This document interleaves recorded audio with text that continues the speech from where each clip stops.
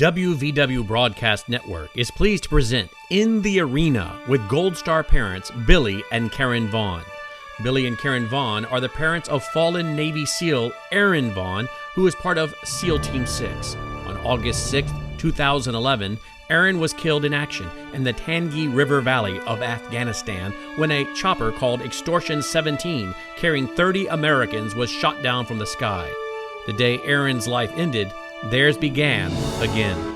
The Vaughns have emerged on the national scene as powerful spokespersons for not only our defenders still fighting on foreign soil, but also for the freedoms and prosperity here at home so many have sacrificed their lives to protect.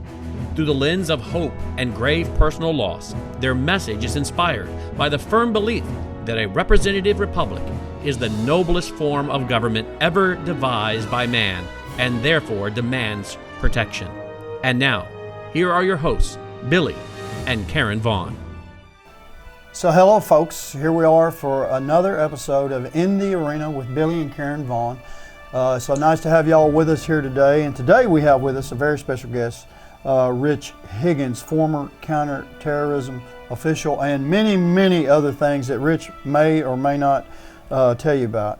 So we've talked to Pauline Boyle, we've talked to Roger Hill, and many others. The same catastrophic failure that caused us to lose the wars in both Afghanistan and Iraq, even though we were fighting them with the most powerful military, the best war fighters the world has ever seen, crushing the enemy on the battlefield every night, but we lost those wars. And what you need to know, folks, is the way that we lost the wars in Afghanistan and in Iraq. You could have never convinced me, just the average American citizen, that this was ever going to happen. I could have never, ever believed you. I would not have believed it until I saw it play out before my very eyes. I'm saying that to say this. We are losing that same war on our home soil with that same enemy today for the same reasons. Our failure to identify the enemy, our willingness to be blind toward this enemy, our willingness to be compromised. To appease this enemy. To appease this enemy and be compromised by this enemy. And let me just tell you, I just want to tell you, as an American citizen, if you're sitting home and you see a jihadi attack and it comes on TV, I just want to say, there's about 4 or 5 things that you're going to see immediately, that I'm going to see as an American citizen when this jihadi attack happens. The first thing that's going to come out on TV is you're going to have some official come out and say, the first thing that we want to say is, this is not about Islam.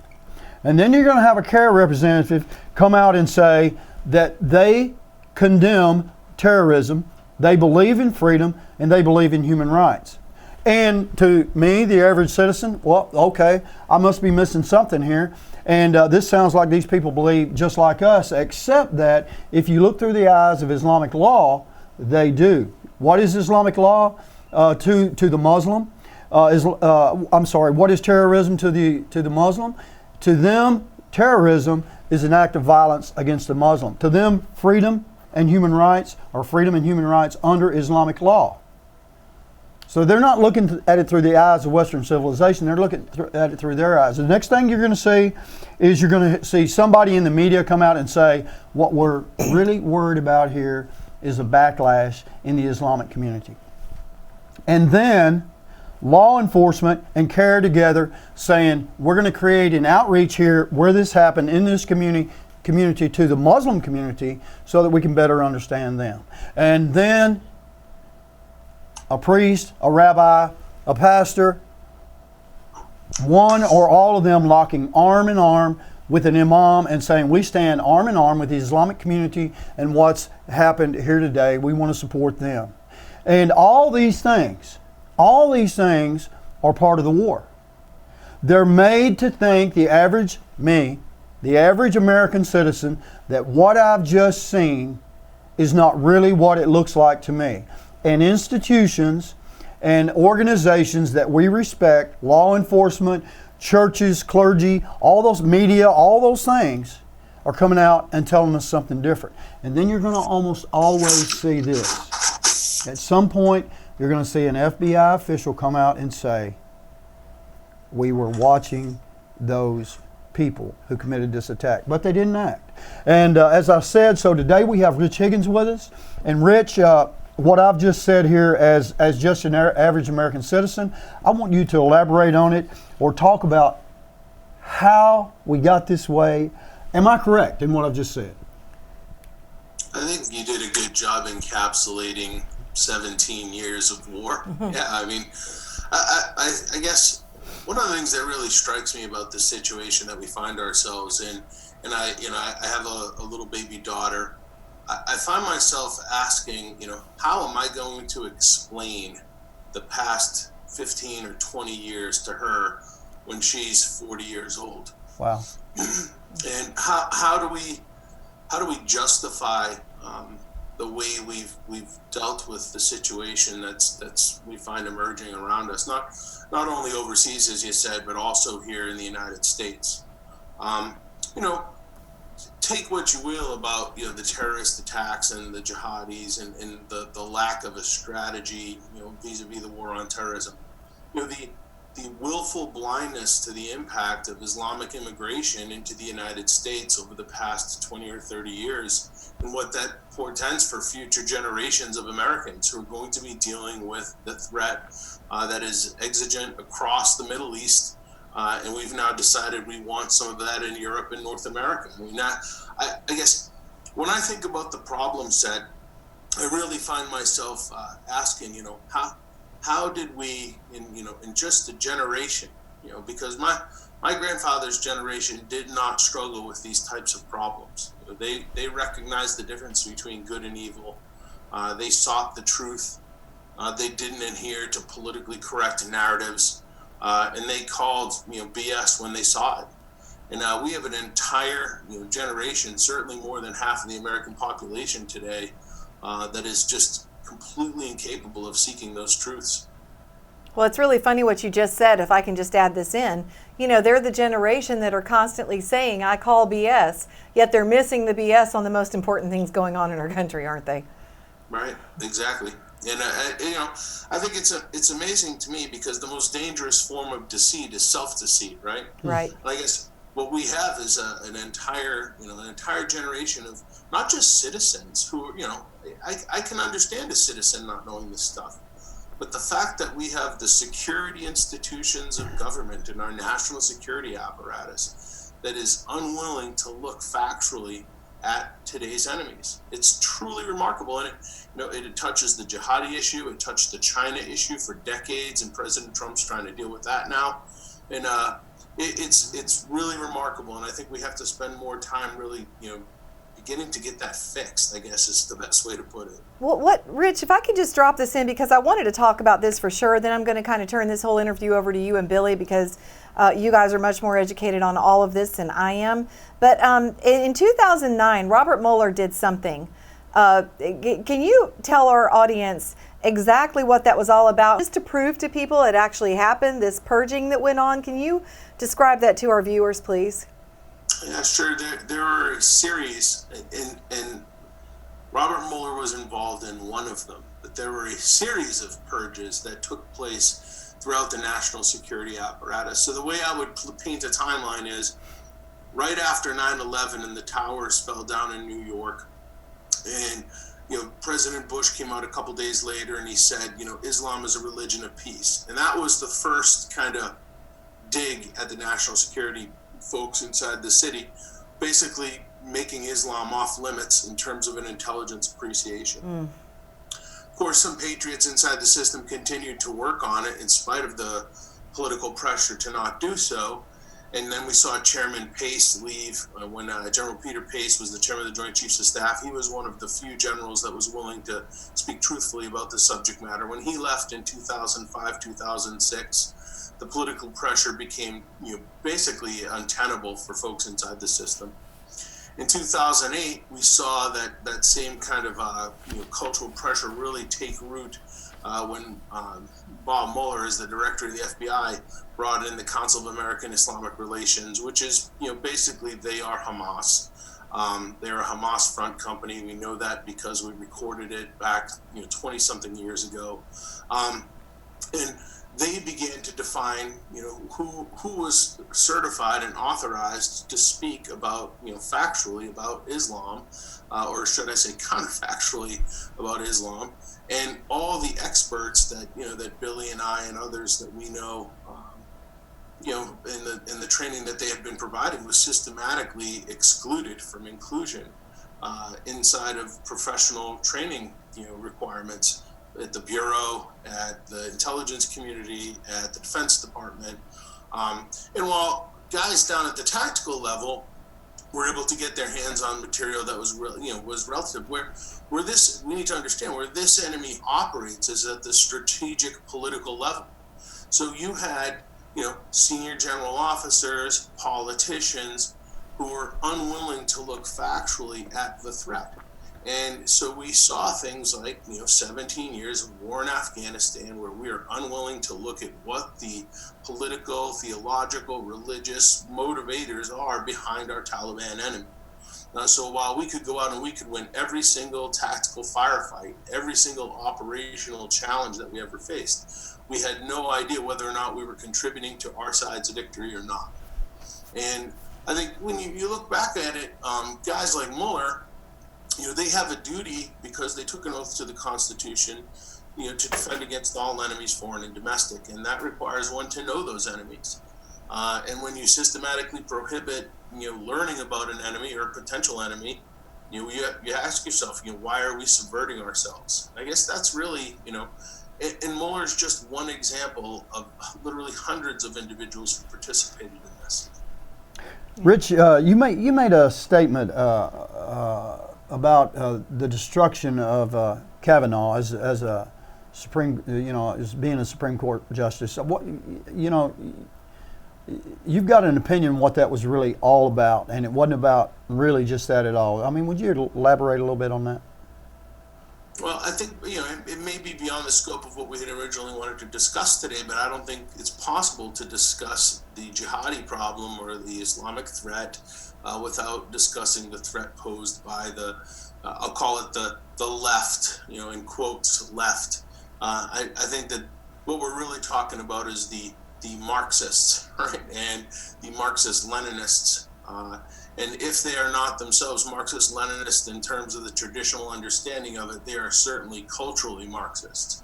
Godless atheists, hell-bent on state power over individual power. And what we see, from the hard left in America today, which has, largely taken over the Democratic Party, is the destruction of our institutions and the destruction of our history. So the attack on Kavanaugh wasn't so much about destroying Kavanaugh or Brett Kavanaugh per se. It was about delegitimizing the Supreme Court and any Supreme Court or decision that Supreme Court makes while he's sitting on it.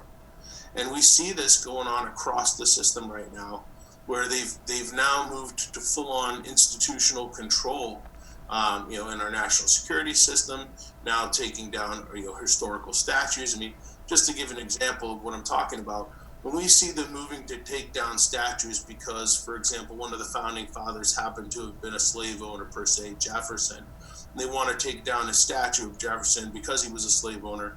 It's not about taking down Jefferson because he was a slave owner. You're delegitimizing all the work that Jefferson did on things like the Constitution or the Bill of Rights, for example. And so what we have is, a outright systemic attack orchestrated by the Marxist left, working hand in glove with the jihadi groups, and Americans largely listless, sitting on the side, incapable of mounting a coordinated response. And I think that we're rapidly reaching a crisis here. So, Rich, you said at the beginning of your statement here that it may be a little bit off the subject today, and then you started talking about the Marxists there. But today, would you agree or disagree with me that the attack on America, the attack on our republic, the attack on the foundation of our republic, as you were talking about a while ago with Jefferson, it almost can't be separated anymore from the Marxists and the jihadis working together? I mean, it's almost hand in glove anymore. Am I not correct there, or right? Look, I I agree with you 100%, right? And any hesitation I have in saying it is only because I anticipate the attacks coming from the left, who seek to smear anybody who discusses this in the open as a conspiracy theorist, right? And we can show action after action after action where they're working together on college campuses, at local civic groups, and so on and so forth. And where we are right now, though, is when folks stand up and speak the truth, you're immediately labeled as a conspiracy theorist, a right-wing nut job, a wacko, even though all of the facts, not just some of the facts, all of the facts are on your side. So any hesitation I have is because I've borne the brunt of these attacks in the past. It makes you really kind of a little bit more gun shy, in terms of speaking the truth to power, even though we know what we're saying is true. It's just hard without several hours to explain for your audience and your listeners that what we're providing is in fact 100% backed up by reality, right? And I think as we go forward, we're going to find that the hard left in this country, the Marxist left, the Antifa groups and others, they definitely sense that they are making huge strides, and they are becoming more and more aggressive in their attacks against America. Emboldened, right? Traditional America. Emboldened as they get away with it. Absolutely. And Rich, you pointed out, and maybe you don't want to comment on this, and if you don't, that's fine. But you pointed out the attacks on you, in the attacks that you had to bear. In fact, it did cost you. It cost, I think, correct me if I'm wrong, it cost you your stint working for the NSA because you did speak the truth to power. And General McMaster, who is not a good guy, by the way, got wind of that, and here again it shows the severity of the problem that we have in our government. That when the truth comes out, the facts, like you said, are totally on your side. That it cost you. Am I correct? Anybody who deviates from the politically correct narrative inside the national security system will be off-ramped and pushed out, and at least ejected from the system, if not eviscerated professionally. So you run the risk of being a truth seeker, right? You have an entire leadership cadre that was brought forward under the later years of Bush, but really under Obama, that is 100% vetted for their adherence to the politically correct narrative. And so you have wow. all these folks who became general officers and senior leaders under the Obama administration need to be removed simply because they're unwilling to speak the truth to power. I have to be honest with you, I think one of President Trump's greatest challenges is that he underestimated the amount of damage the Obama administration had done to national security organs, right? I think he assumed that once the yoke was lifted off of these institutions, that they'd return to their prior, clear thinking and focus. And we have not seen that to be the case. The same prohibitions against trainers, the same prohibitions against factual assessments, those same prohibitions are in place today under the Trump administration. So, stopping the fall down is not sufficient.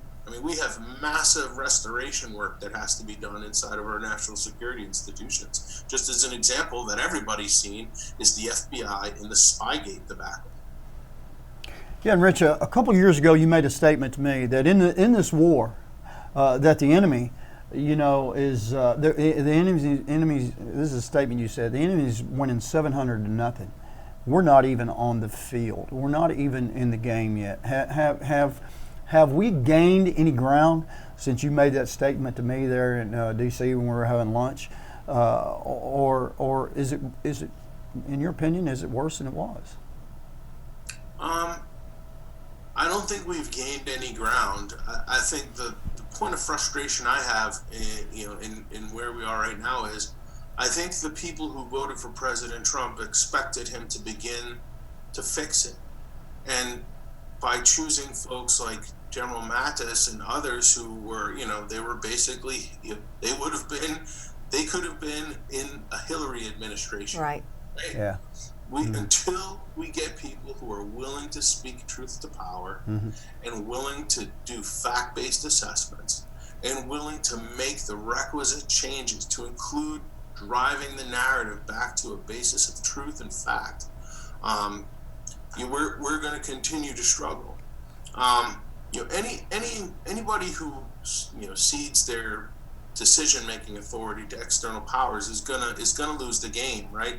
I mean, it's 700-0 because we let the other side call our plays, right? Mm-hmm. We let the other side have a playbook, but we don't get to see their playbook while they're literally calling the plays in ours. It's a wonder it's only 700-0. And if I can just bring up one point real quickly, it's not just that America, the foundational principles that our nation was founded on, it's not only that they're being destroyed, and that's bad enough, but people are actually dying because of this, right? I mean, it's not just theoretical. People are actually losing their lives because of this, of everything that we're talking about right now. I think about the San Bernardino baby shower where we refused to acknowledge who these people were that were involved in that. I think about the Orlando Pulse nightclub shooting. We refused. The FBI was watching Omar Mateen. His father was an FBI informant. I mean, the list goes on and on. Fort Hood, we want to go back there. Don't forget Fort Hood, and don't think just because something's far in the past means it's not still extraordinarily relevant. We know so much information about what he was teaching. And then we've got all these insider attacks that we still witness on the battlefield. And Billy and I were exposed to it close up and personal when last year a teenage boy right in our backyard, right down at was it Jupiter? Palm Beach Gardens, Florida. Mm-hmm.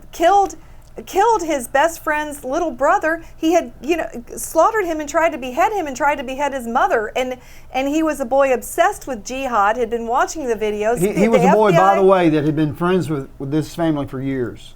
And had spent, according to the mother there in the house, had spent night after night, time after time, weekend after weekend with these kids together, all in the same home. And then all of a sudden, and he joined them that night for the kid's birthday party for pizza, and then goes home and tries to slaughter everybody in the house and killed 2 of them. And so this unwillingness to understand this threat to our nation, to this unwillingness to discuss things logically rather than emotionally or PC correct, it's actually taking people's lives, right? And just make this point clear, this is not, this boy here was not, he's not, an immigrant to our country. I mean, he was a young teenage American boy, born and raised in the United States, but the Palm Beach County Sheriff's Department and the FBI both had interviewed this boy because of posts he was putting on Facebook, but not knowing the enemy or refusing to recognize the enemy. They did not recognize what this boy was up to. And now here again, once again, as in many instances, we have dead Americans because of that failure. Yeah, look, I mean, I think you guys are hitting the nail on the head. I think what's happened is we've been to the problem, because of the 9/11 phenomenon. The buildings fall down. Everybody thinks about, terrorism or jihad as, violent attacks where things are being blown up. But I think the real danger here is it's the quieter forms of terrorism, right? What you're describing isn't necessarily bombs and guns going off per se. It's female genital mutilation, right? It's multiple wives. It's honor killings. It's all of these cultural things that are so opposed to what traditional American values are. Yet they're being turned into laws. Yeah. They're being turned into laws in America. Correct. And we failed to make that linkage between the violent attacks and these subversive activities that are going to forever change the character of our culture. And I think what we see happening is there's a growing discontent among the American populace for this. We were never asked if we wanted to have female genital mutilation. We assumed that our laws protected us from this. Right. And yet we have judges that are saying they don't. Yeah.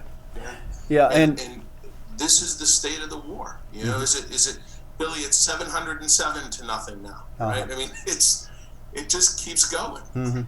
Yeah. And they haven't missed anything. I mean, you touched on there, our Christian heritage, the very foundation, the Christian heritage that this country is built on, and by the way, must have, I believe, to survive. That is under attack too. Would you agree with that? Well, Billy, I think you that's a very timely point, because just this past weekend we saw Perez, the head of the DNC, out speaking about the fact that the reason that they can't get their change through rapidly enough, meaning change to Marxism rapidly enough, is because of what they're hearing from our pulpits, right? So the other side recognizes that our Christian heritage is a strength for us. That's and we can expect, I think, over the next 2-3 years that you're going to see a significant increase in attacks against the Christian groups inside the United States. Mm-hmm.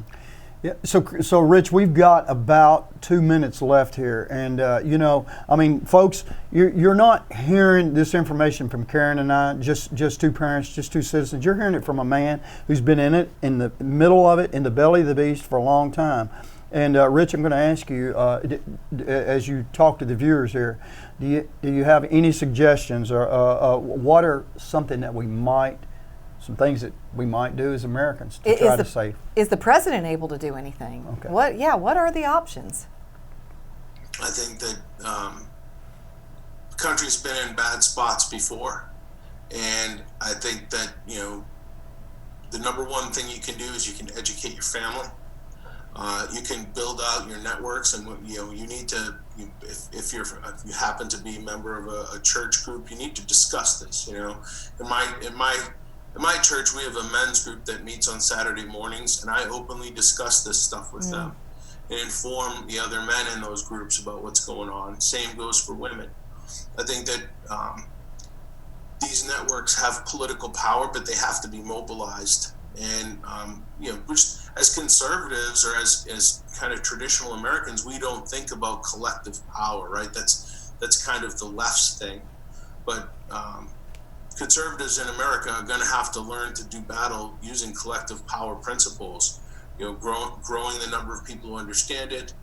Retaining control over judges, and then Karen, you asked about what the president can do. The president can start by getting some people around him who are loyal to the vision that he put forward when he was candidate Trump. Yeah.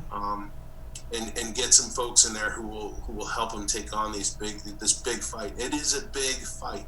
I'm not, I don't want to understate what he's up against. I mean, he is really, he is up against the monster here in the swamp.